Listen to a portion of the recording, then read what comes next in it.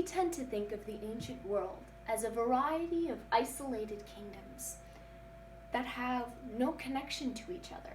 We lack an understanding of the interconnectivity of their economy.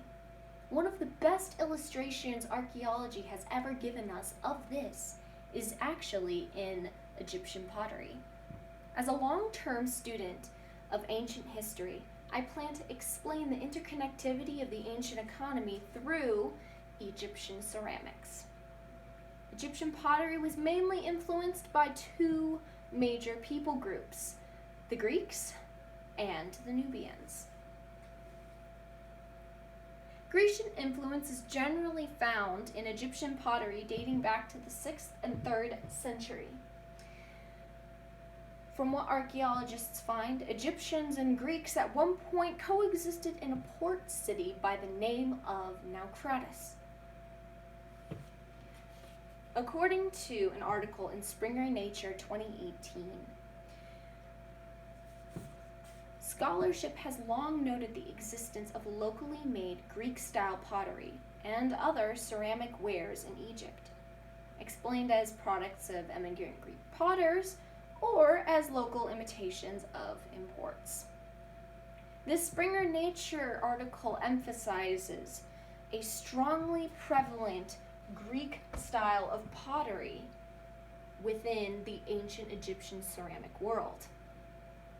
However, there are still some major differences between authentic Grecian pottery and Egyptian imitations. One of the most prominent being the ingredients which were put into the pottery itself. The first ingredient that comes to mind is Nile silt, a reddish clay that was found washed up on the sides of the Nile that Egyptians had been using to create their pots for thousands of years. Naturally, the Nile River would not extend all the way up into Greece, so they did not have this same Nile silt with which to make their pots, hence a very stark distinction off the bat between the two. However, we also see that Greek and Egyptian potters had an opportunity to collaborate while in Naucratis. And this shows an amazing interconnectivity of these economies.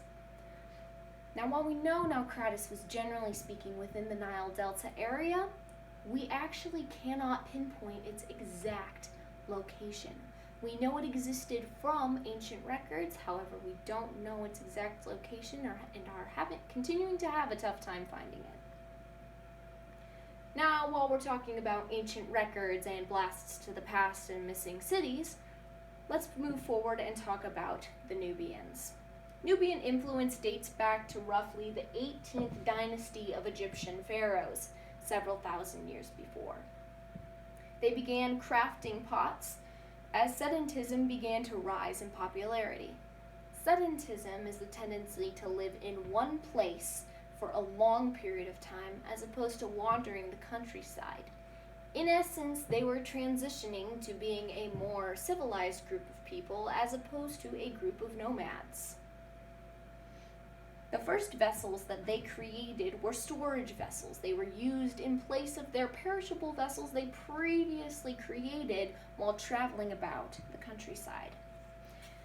Since these particular vessels were created for long-term storage, they had to be sturdy and had to be able to last against the wear and tear of time. They used a combination of Nile silt, which again had continued to be used thousands of years later, in addition with large crumbles of quartz. The quartz made the Nile silt a lot more durable, hence we still have several of these Nubian pots. One of the things most notable about these Nubian pots is actually the decorations.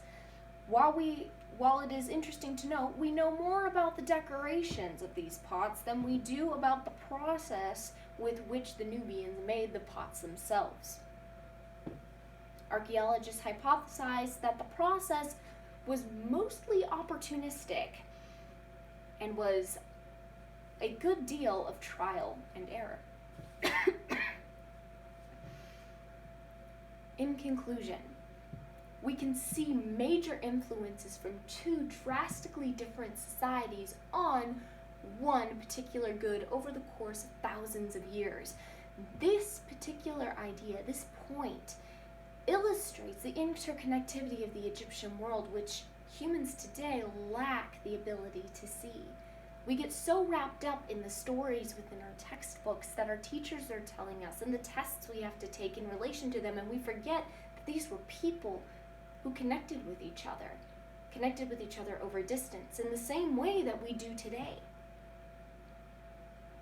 We can see a steady Greek influence in the later Egyptian pots, but as much as we can see the stylistic influence of the Greeks on Egyptian pottery, we can see a strong Nubian influence on the pottery as well, as they were the core founders of making Egyptian pottery in the first place. They were the original trial and error. The Greeks just spiffied up the design a bit. Before we go, I encourage you to take a moment, close your eyes.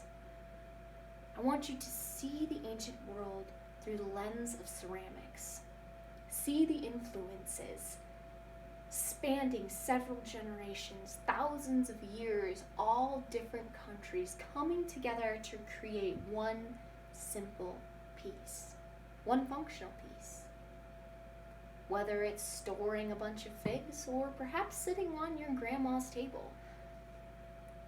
All of the things that we know today as pottery, as ceramics, started on the shores of the Nile River. And if that's not interconnected, I don't know what is. Thank you.